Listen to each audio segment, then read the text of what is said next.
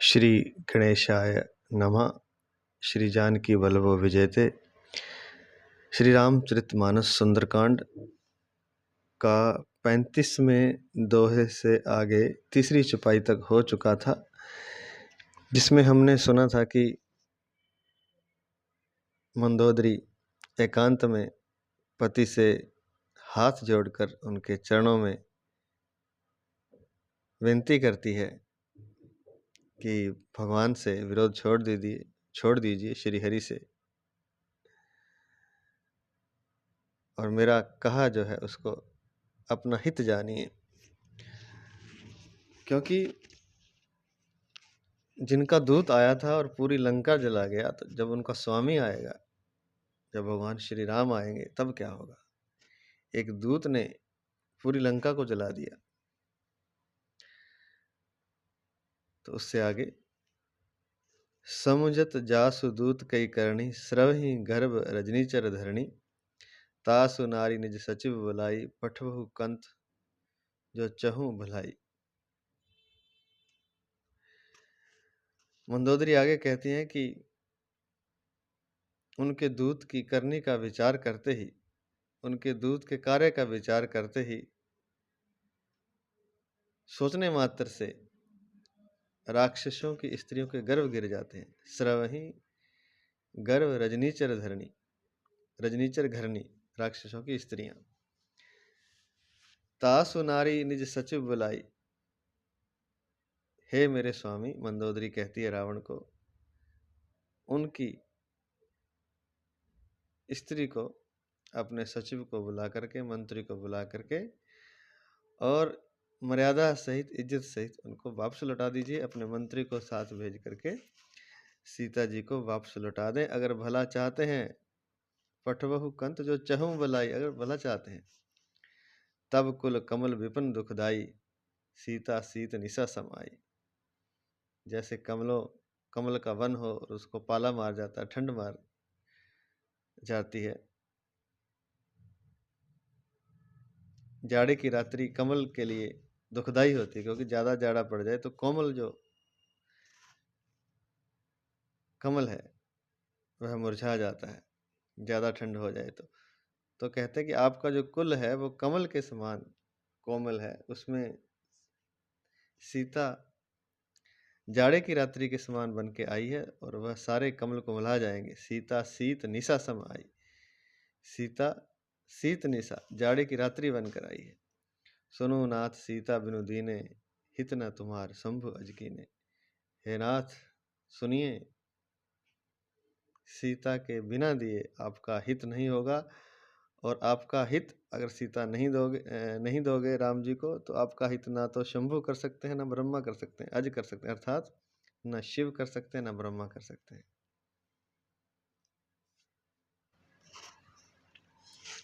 राम बाण अहि गन सरिस, निकर निशाचर भेख, जब लगी ग्रसत न तब लगी, जतन करहूं तजी टेक। मंदोदरी कहते हैं कि राम जी के बाण जो हैं वो सर्पों के समूह के समान है। राम बाण अहि गन सरिस, सर्पों के समूह के समान है। और निकर निशाचर भेख, और राक्षसों के जो समूह है वो मेंढक के समान है। तो जैसे आसानी से ही सर्प मेंढक को निगल जाता है, ऐसे ही राम जी के बाण राक्षसों को निगल जाएंगे। जब लगी ग्रसत न तब लगी, जतन करूं तजी टेक। जब तक निशाचर रूपी मेंढक को राम जी के सर्प रूपी बाण ग्रस नहीं लेते, अर्थात खा नहीं लेते, समाप्त नहीं कर देते, तब तक हट छोड़कर कोई जल्दी से उपाय कर लीजिए, नहीं तो ये जो मेंढक रूपी राक्षस हैं वे सारे राम जी के सर्प रूपी बाणों द्वारा समाप्त हो जाएंगे, खा लिए जाएंगे। श्रवण सुनी सठता करी बानी, बिहसा जगत विदित अभिमानी। कानों से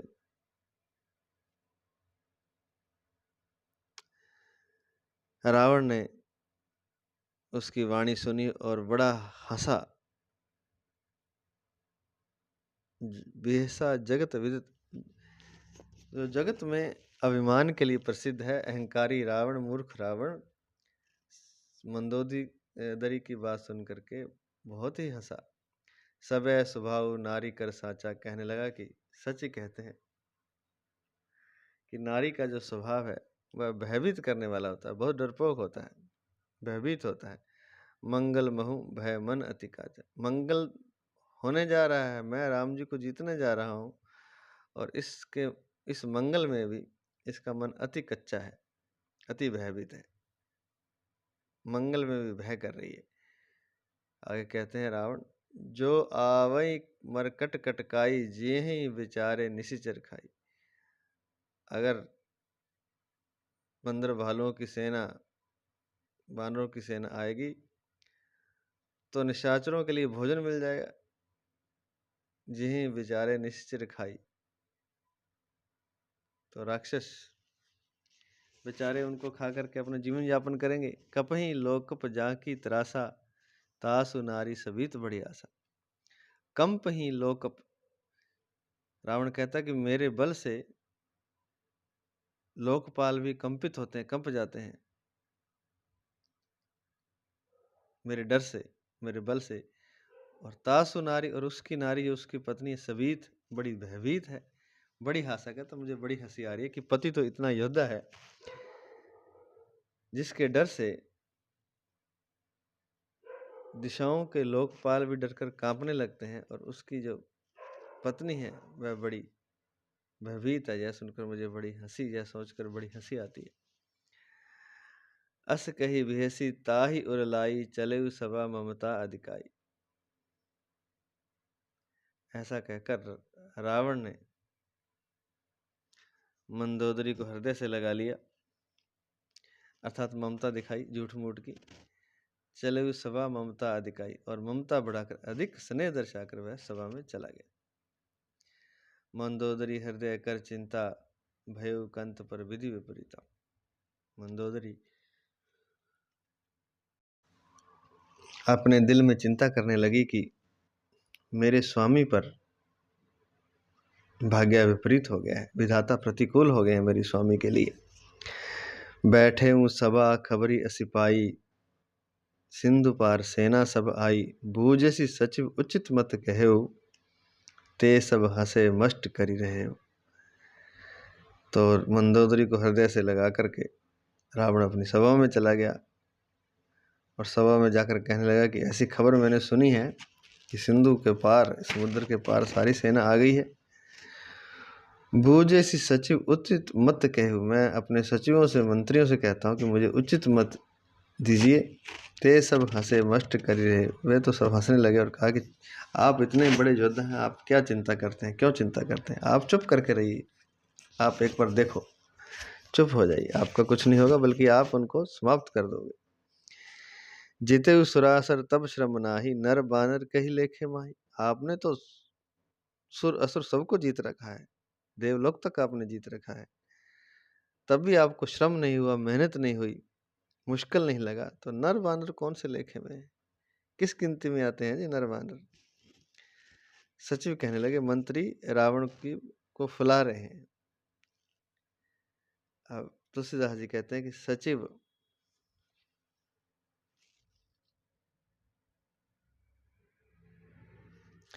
वैद गुरु तीनी, जो प्रिय बोले ही भय आस।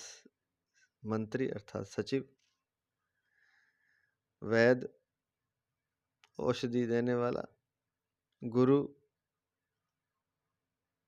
अगर ये तीनों भय के कारण बोल रहे हैं तो समझो कि काम गड़बड़ है। राज धर्म तन तीन कर, होई बेग ही नाश। तो अगर सचिव चेहरा देख के ठाकुर सहोती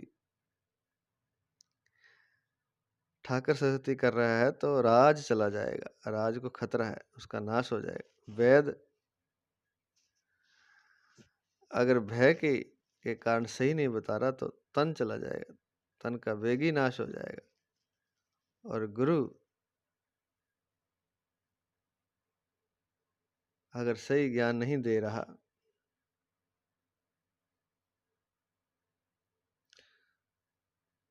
तो धर्म का नाश हो जाता है, तो बेगी ही जल्दी नाश हो जाता है।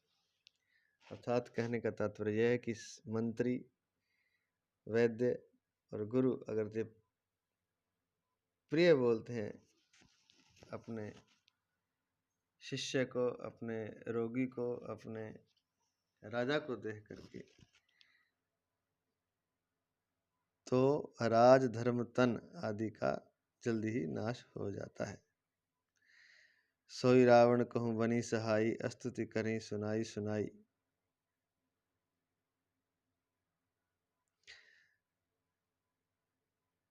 तो रावण के लिए वैसी स्थिति बन गई है क्योंकि मंत्री सच नहीं बता रहे हैं, झूठ बोल रहे हैं कि कुछ नहीं होगा। तो सोई रावण कहूँ बनी सहाई, स्तुति करें सुनाई सुनाई। तो रावण का राज, धर्म और तन तीनों जाएंगे। वैसा ही संयोग बन गया है कि राज, धर्म, तन तीनों चले जाएंगे, क्योंकि सचिव सही नहीं बता रहा, मंत्री सही नहीं बता रहा। सोई रावण कहूँ बनी सहाई, स्तुति करें सुनाई सुनाई।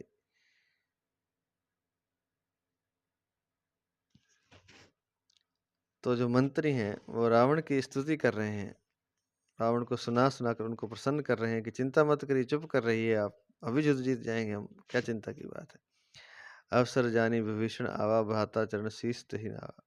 अवसर जान करके विभीषण आया और अपने भाई के चरणों में शीश नवाकर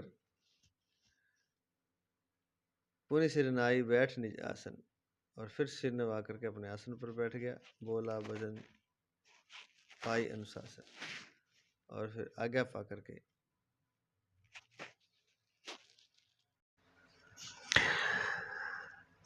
करके विभीषण बोला, जो कृपाल पूछे ही मोहि बाता, मति अनुरूप कहे हित ताता।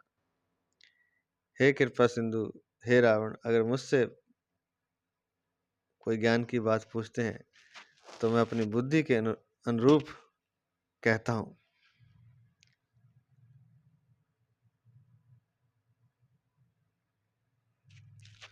जो आपन चाहे कल्याणा, सुजस सुमति शुभ गति सुख नाना, सो पर नार लीलार गोसाई, तजो चौथ के चंद की नाई।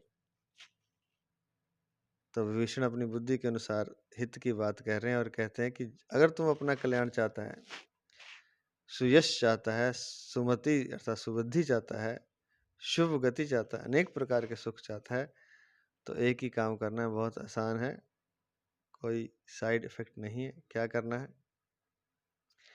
सो पर नार लीलार गोसाई, तजो चौथ के चंद की नाई। तो हे नाथ, पर नारी का तो माथा देखना भी गुनाह है, अगर माथा भी देख लो तो भी उसको चौथ के चंद की नाई त्याग देना चाहिए, छोड़ देना चाहिए, क्योंकि जैसे चौथ के चंद्रमा को नहीं देखते, तो ऐसे ही पर नारी का मुख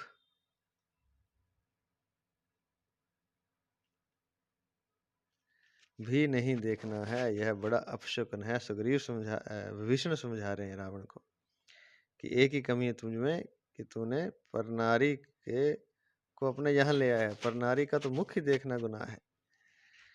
तो ऐसा है हमारा सनातन धर्म, जिसमें अच्छी अच्छी बातें बहुत बताई हुई हैं। पर नारी को देखना तो दूर,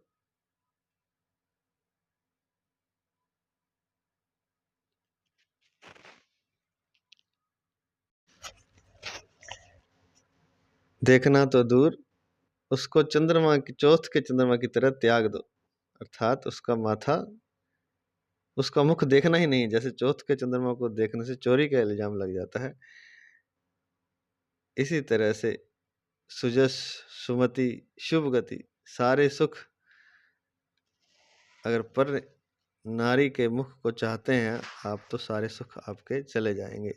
और अगर पर नारी लीलार गोसाई अगर उसका त्याग दिया चौथ के चंद की तरह, तो अनेक तरह के सुजस, सुमति, शुभ गति, सुख नाना आपको परिवार में मिलेंगे, आपके घर में मिलेंगे। 14 भुवन एक पति होई, भूत द्रोह तिष्ठे नहीं सोई, गुण सागर नागर नर जऊ, अल्प लोभ भल कही न को।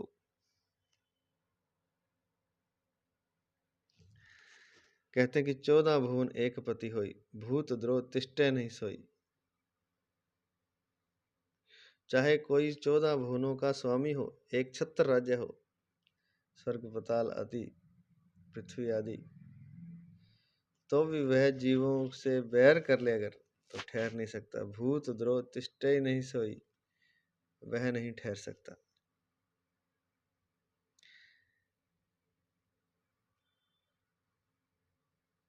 गुण सागर नागर नर जो, अल्प लोभ भल कही न को। जो गुणा का सागर हो, चतुर हो, अगर कोई नर, अल्प लोभ भल कही न को, अगर उसमें थोड़ा सा भी लोभ क्यों ना हो, तो भी उसे कोई भला नहीं कहता।